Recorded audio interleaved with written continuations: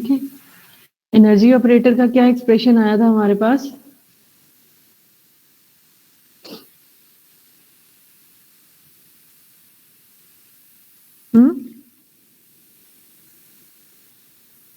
कि पढ़ा नहीं है? बोलो बच्चे। Ma'am I H bar del by del T. I H bar del by del T. Okay good. Momentum का क्या आ गया था? Minus I H bar del by del X. Del by del x. And similarly, we had the third operator, which was Hamiltonian, and that was minus h bar square by 2n del 2 by del x square h bar नहीं था, शायद h square था.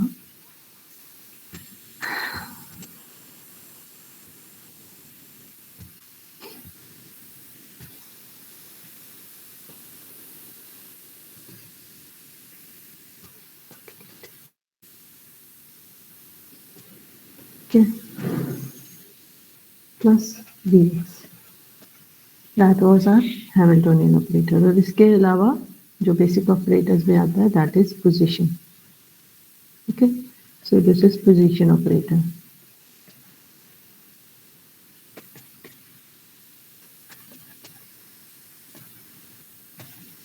तो हमारे पास ये 4 basic operators हैं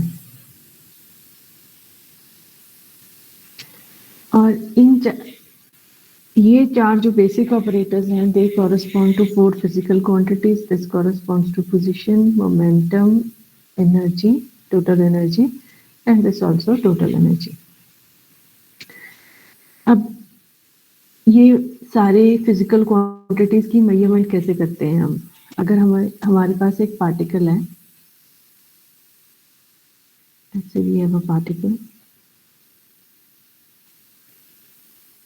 then this particle is represented in quantum mechanics by a wave function psi xt. और psi xt की अगर हम मेजरमेंट करते हैं तो हमारे पास अलग अलग वैल्यूज आती हैं. जैसे अगर हम कहें कि हमने पोजीशन मेजरमेंट करनी है, we apply the operator on psi and what we get is x times psi xt. ठीक है, let's say it gives us x1. दूसरी बार मेजरमेंट की, it gives us x2.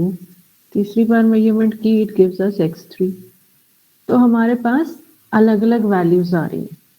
It's not a single value, क्योंकि uncertainty principle is there और जो हमारे पास particle है उसकी एग्जैक्ट पोजीशन हमारे पास कोई नहीं है. अब इसी चीज को हम दूसरी तरह से अगर हम बात करें, let's say there are n particles. This example is given in your book. There are n particles और हम इन पार्टिकल्स को मेजर कर रहे हैं. This is x axis, this is, let's say this is 0 and this is tending to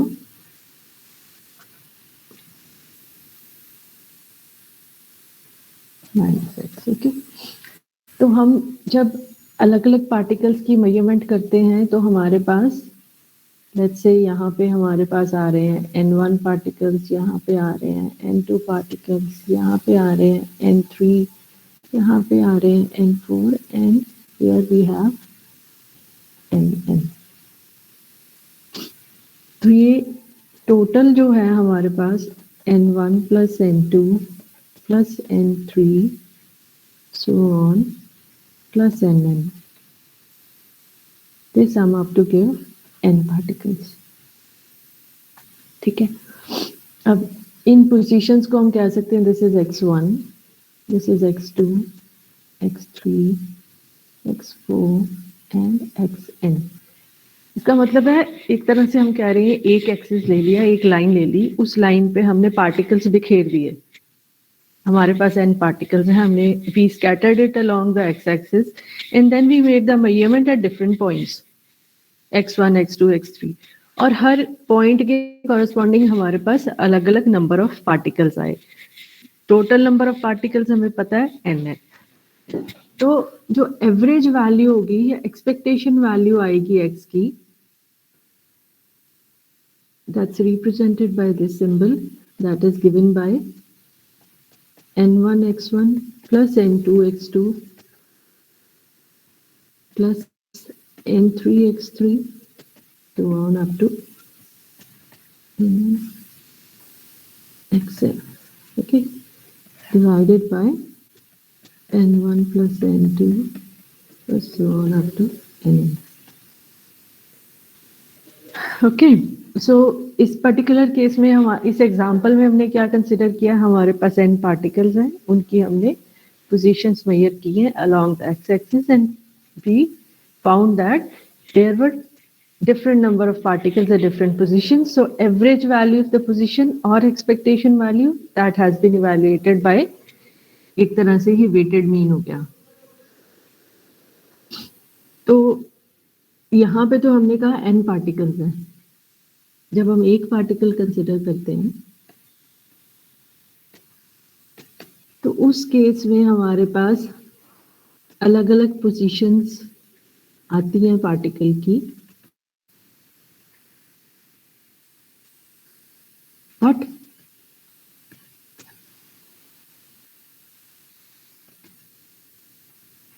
in this case it is something like this.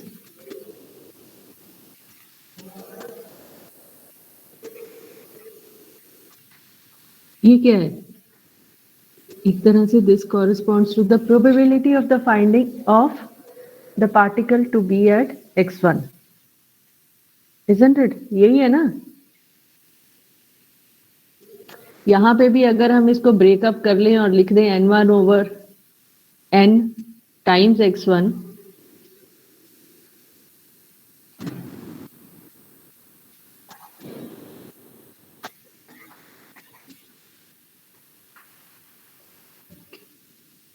we have n1 over n times x1 plus n2 over n times x2 and so on. ठीक है, so that is p1 times x1 plus p2 times x2 and so on.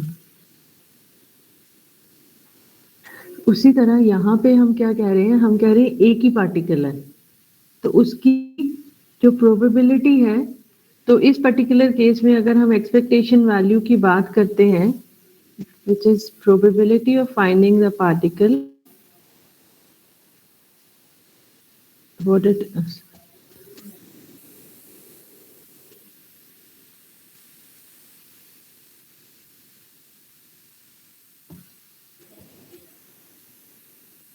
So this corresponds to of finding particle between x and x plus dx. Okay, तो ये हमारे पास आ गया integral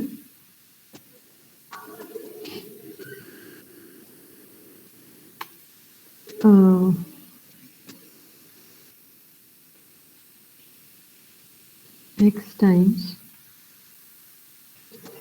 psi star psi dx times psi star psi.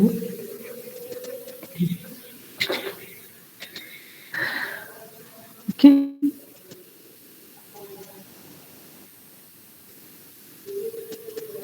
एक तरह से हम यहाँ पे ये कह रहे हैं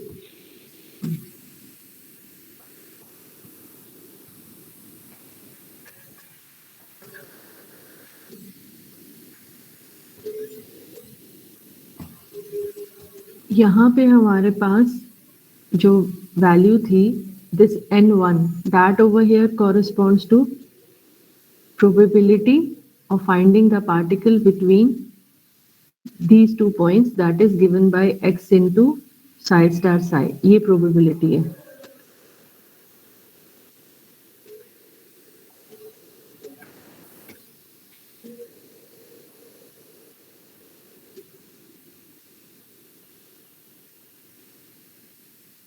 and this corresponds to the total probability, which is equal to 1 if the function is normalized.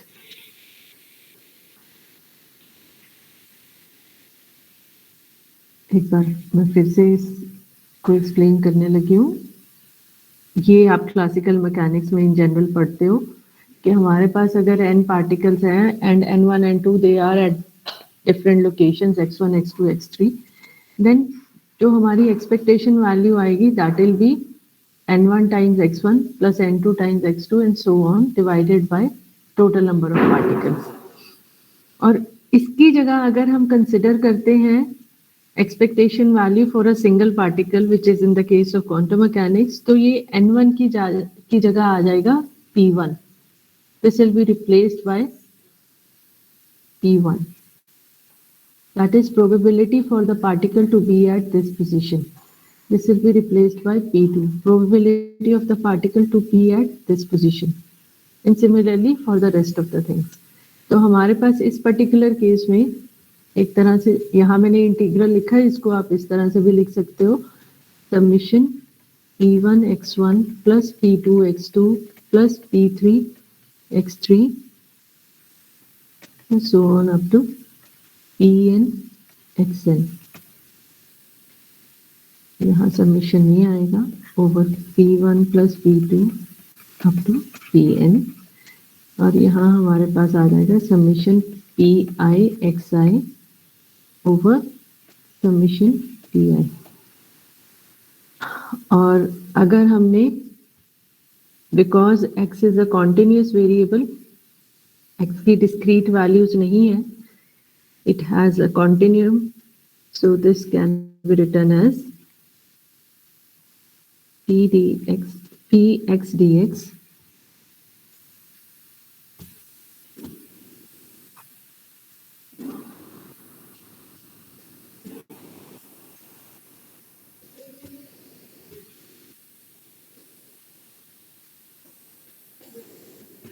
dx over integral p dx.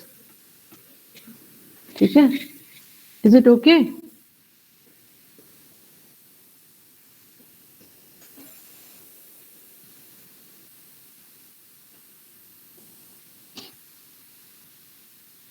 और यहाँ पे हमारे पास therefore we can write the expectation value as p. X is given by psi star x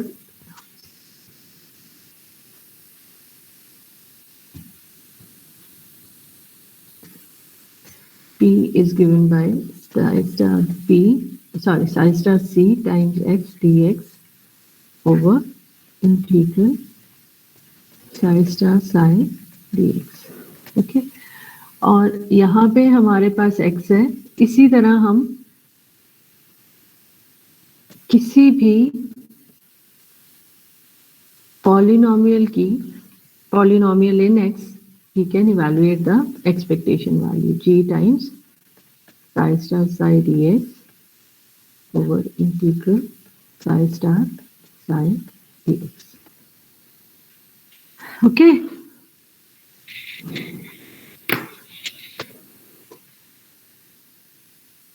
ठीक है बच्चे? Yes, ma'am.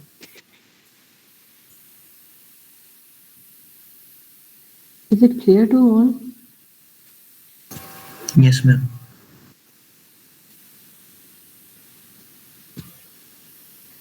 तो expectation value एक तरह से हम एवरेज वैल्यू लेके चलते हैं, और एवरेज वैल्यू हम इसलिए लेते हैं क्योंकि हमारे पास एग्जैक्ट वैल्यू नहीं आ सकती है. We can not measure the exact value in case of quantum mechanics. तो हम जो जितनी भी फिजिकल क्वांटिटीज लेते हैं इन जनरल हमारे पास उसकी वेरिंग वैल्यूज आती हैं. कुछ स्पेसिफिक केसेस होते हैं जिसमें हमारे पास वेरिएशन नहीं आती है, बट इन जनरल अगर हमने for a given state expectation value evaluate करनी है तो this is the method. पर इस पर्टिकुलर केस में हम सिर्फ यहाँ पे बात कर रहे हैं x की और gx, which is a where gx is a polynomial in X.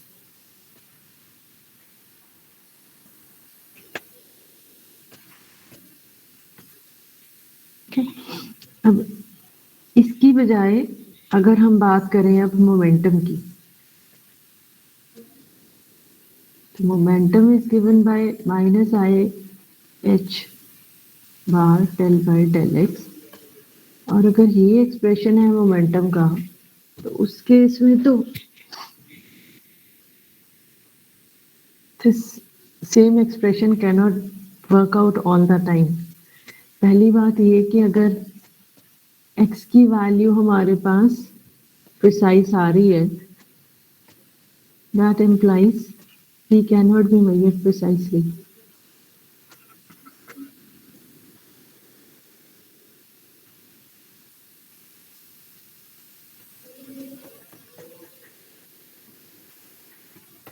Okay, that is one thing. Besides that,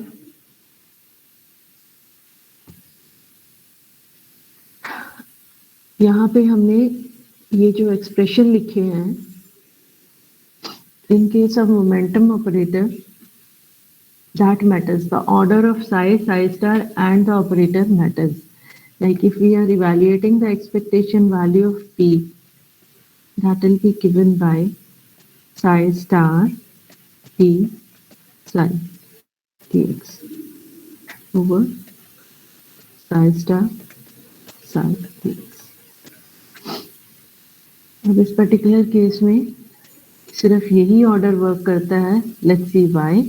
अगर हम इसकी जगह if we write p times psi star psi, that will imply minus ih bar del by del x. So this will come out to be a constant. So what we'll have will be 0. और अगर हम इसका उल्टा कर लेते हैं, so what will happen will be a constant times del by del x. So this thing makes no sense, and similarly this makes no.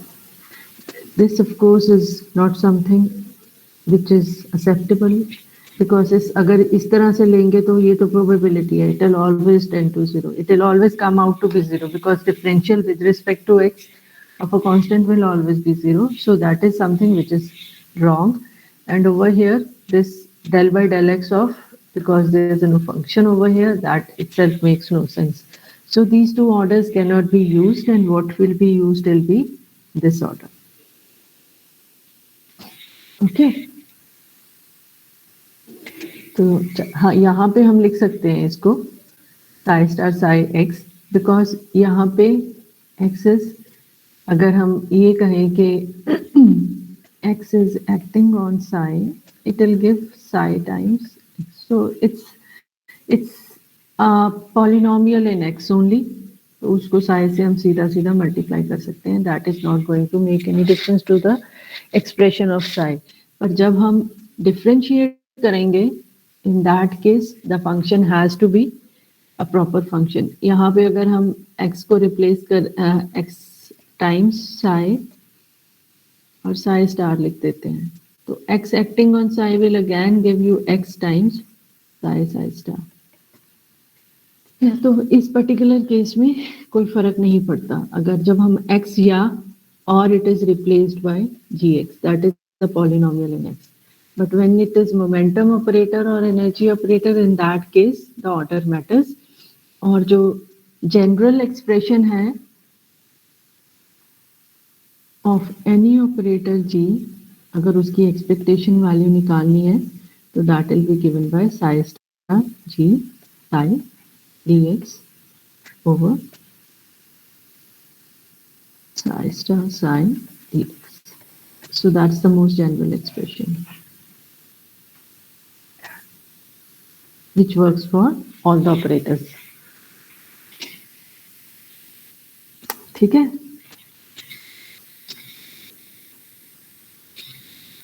Is it okay, बेटे?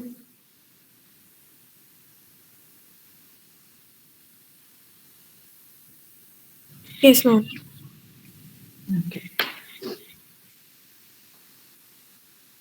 इससे रिलेटेड एक न्यूमेरिकल कर लो। आप लोगों के एग्जाम में भी आया था, देयर वाज अ फंक्शन। क्या फंक्शन था एग्जाम में जो दिया हुआ था? psi of x is equal to A2 by e raised to A. power, नहीं, a small a times x, ऐसा कुछ था। Ma'am AX A by a नीचे x था by, मैम, छोटा ए डिवीजन में था। ओके, x by a ये था। Yes, ma'am. And the limit was given between 0 and a. Yes, ma'am. Okay, तो इसकी की एक्सपेक्टेशन वैल्यू निकालो आप लोग, बिटवीन दिस दीज लिमिट्स कितनी आएगी इवैल्यूएटेड?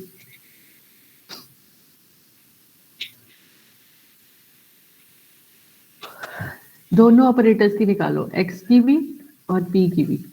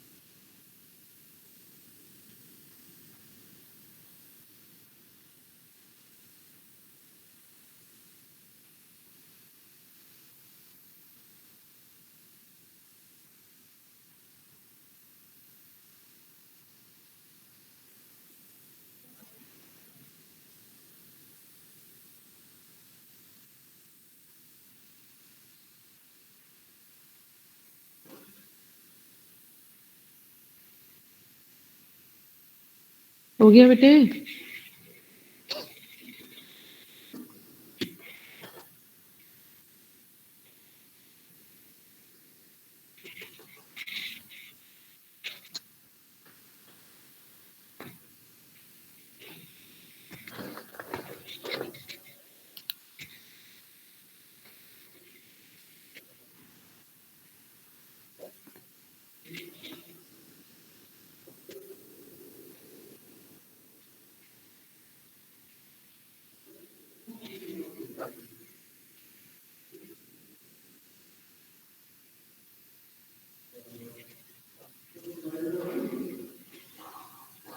मैम हाँ जी, मैम एक्स कैप की वैल्यू स्मॉल a by 2 और p कैप की वैल्यू कैपिटल a by 2 आएगी।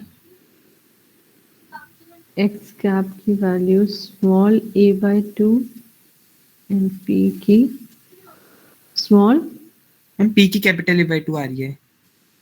a by 2। I'm just checking.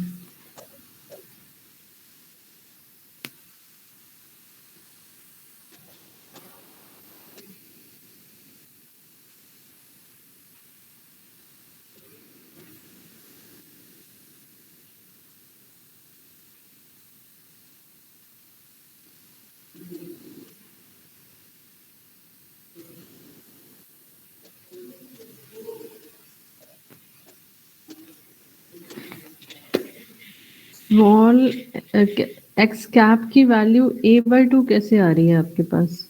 Numerator में इंटीग्रल में आपका x क्यूब आएगा डिनोमिनेटर हाँ 3a/4 3a/4 आ रही है यस मैम और दूसरे का answer -i into h bar into 3/3 no -i into h bar into 3 divided by 2a. divided by 2a because in this case it will become okay I think that sounds correct एक बार मैं खुद भी solve करूँ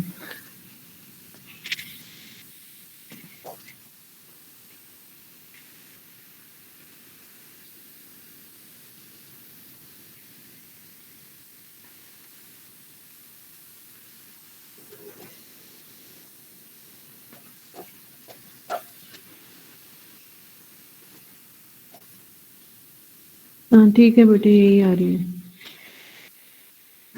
Okay, ma'am. 2 आ रहा है are you sure ठीक है you first take the differential that changes x square to x ma'am जब हम x को ऊपर जो न्यूमरेटर में x है उसको इंटीग्रेट करेंगे तो x² by 2 नहीं आएगा x cube by 3 आएगा ना नहीं मैम पहले जब हम जो डिनोमिनेटर में बेटे आप साई इंटू साई स्टार ले रहे हो तो that will B x square in the denominator and when you integrate it that will numerator में मैम न्यूमरेटर में तो एक x आएगा ना हाँ न्यूमरेटर में एक x आएगा so what you get is X square by 2 but उससे पहले जब आप del by del X of X square करते हो उसके कॉरेस्पॉन्डिंग भी तो आपके पास 2x आएगा मैम मुझे समझ नहीं आ रहा आप क्या कहना चाहते हो मैं ये कह रही हूँ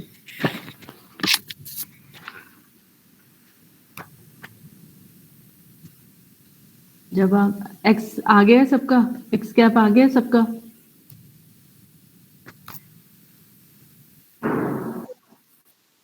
बाकी स्टूडेंट्स बेटे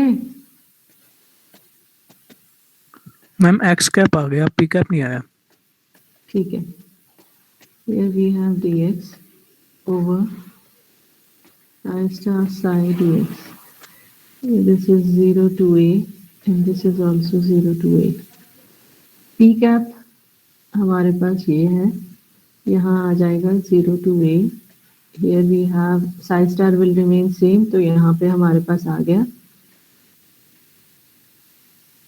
x over a टाइम्स यहाँ पे है हमारे पास -i/h bar del by del X और यहाँ पे आ गया हमारे पास ax by a dx ठीक है बेटे 2 इज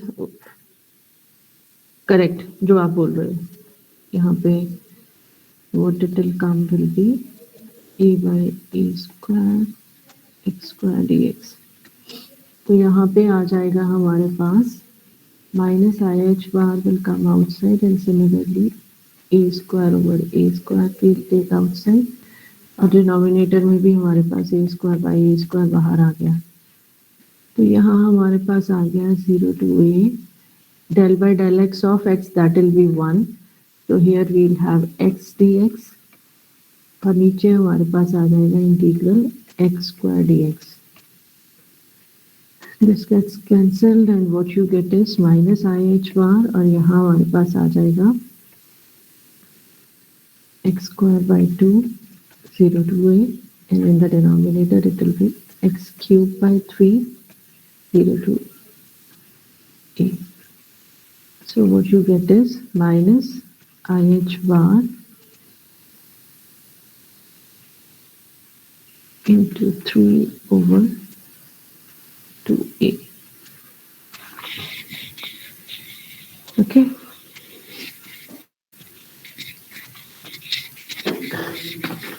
ठीक है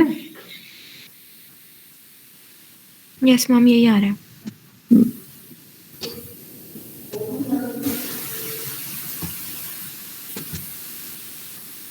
बेटे क्लियर है बाकी स्टूडेंट्स को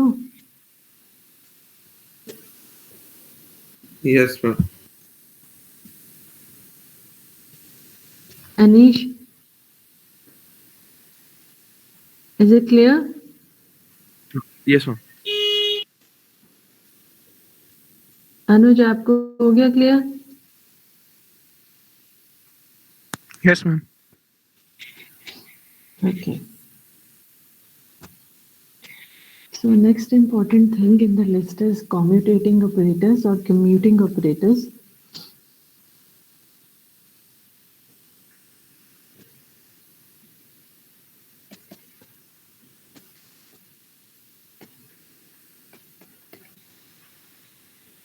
Operators actually can be any mathematical quantities, और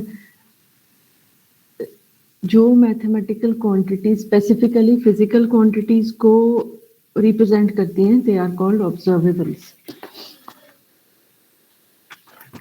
यहाँ पे here we are going to talk of commuting operators. What commutation or commuting operators imply is, पहले मैं आप लोगों को मैथमेटिकल एक्सप्रेशन बता देती हूँ कम्यूटिंग ऑपरेटर्स का. अगर हम दो ऑपरेटर्स मान के चल रहे हैं A and B, so the two operators are said to be commuting if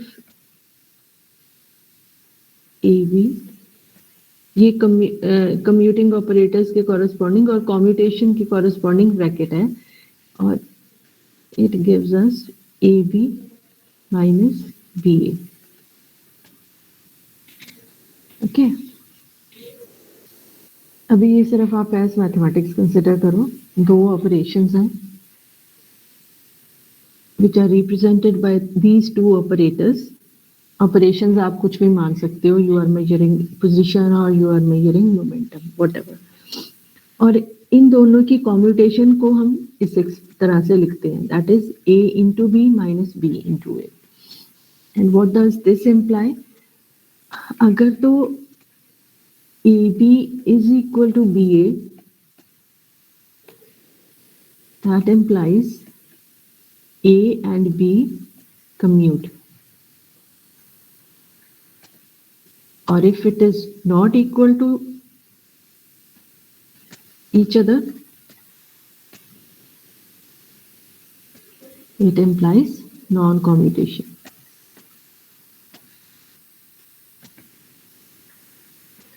अब मैथमेटिकली तो हो गया, दो ऑपरेशंस हैं, वो कम्यूट करते हैं नहीं कम्यूट करते. What this implies is AB is equal to 0, and what this implies is AB not equal to 0. Okay, यहाँ तक क्लियर है? कुछ ज्यादा है नहीं, यहाँ तक तो हमने सिर्फ मैथ्स की बात की है. Now, what does commutation actually means in physical sense? इसका मतलब है दो ऑपरेटर्स अगर हम कह रहे हैं कम्यूट कर रहे हैं, two operators commute, it implies order of their measurement does not matter.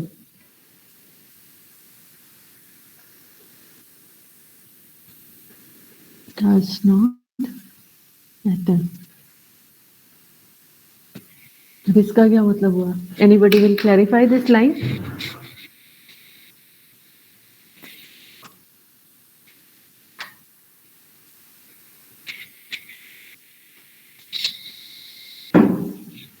Any of the students?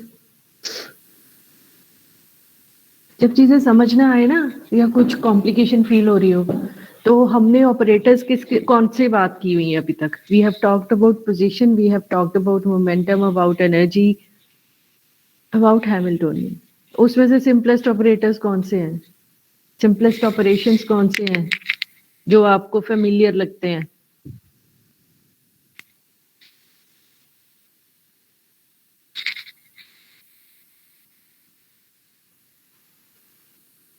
कोई भी नहीं है.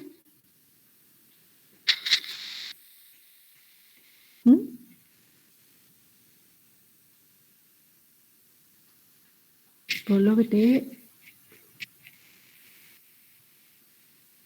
And position.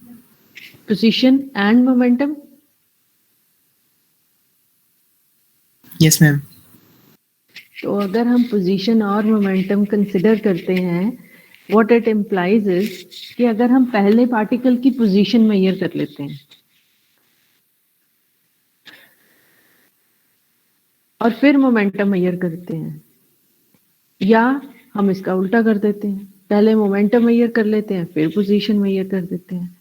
तो अगर हम इस तरह से दो ऑपरेशंस या दो फिजिकल क्वांटिटीज जो मेजर कर रहे हैं उनका ऑर्डर रिवर्स कर देते हैं, पोजीशन एंड मोमेंटम और momentum and position, then does it make the difference? Is it going to make a difference to the results? Hmm?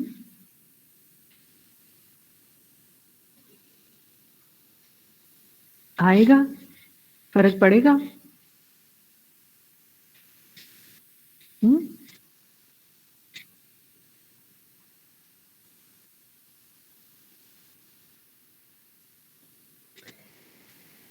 Quantum mechanics में ना जो फंडामेंटल चीज है that is uncertainty principle, Heisenberg's uncertainty principle. अगर position पहले measure कर लेते हो and you get a value of the position of the particle with certainty, with some finite certainty, that will increase the uncertainty in momentum, isn't it? And similarly, if you make the measurement of the momentum first and you get some finite value of momentum, depending upon the value of momentum, the uncertainty in the position will increase. So the two are going to affect the other thing. अगर आप position measure करोगे, that is going to disturb the momentum. अगर आप momentum measure करोगे, that is going to change the value of position. So what it implies is that position and momentum, x and p, are non-commuting.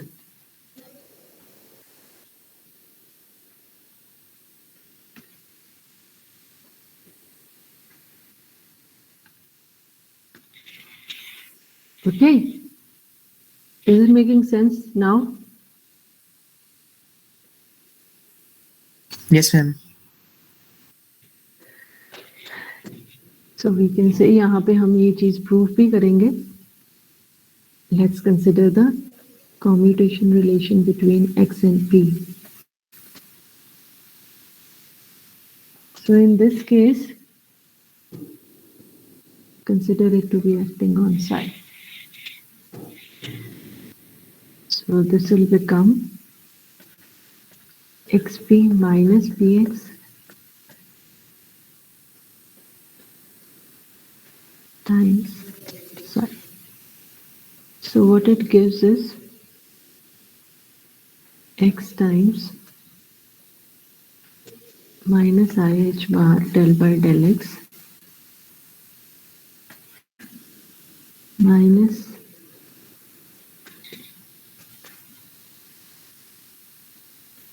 यहाँ plus हो जाएगा ih bar del by del x times x times psi.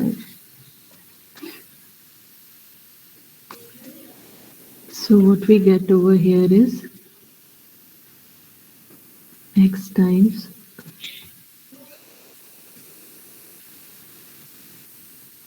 let's take it outside, अंदर हमारे पास आ जाएगा x times del by del x of psi plus del by del x of x psi.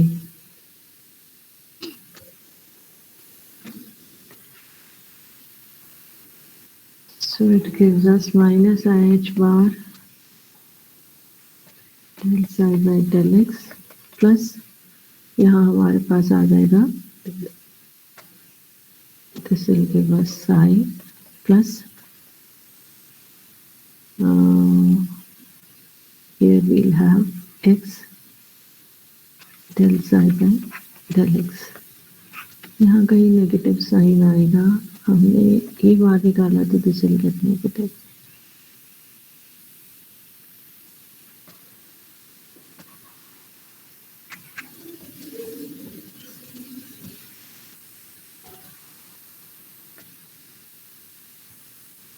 So this gets cancelled, and what we get is IH bar psi.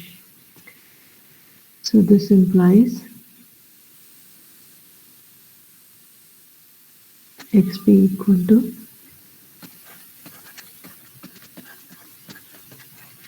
IH bar. Okay. So what we are getting is the commutation of X and P is coming out to be a non-zero value. Okay. So that shows that X and P does not commute.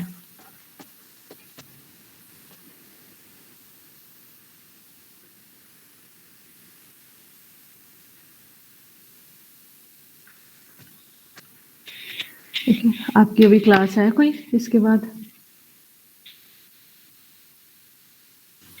Yes, ma'am. Maths की? Yes, ma'am. Okay.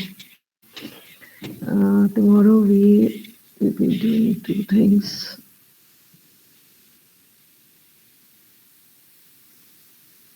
कल आपकी class मेरे साथ 12 o'clock है ना, 11:45 पे है. We'll extend tomorrow's class then. आज मैं यहाँ पे बंद कर रही हूँ.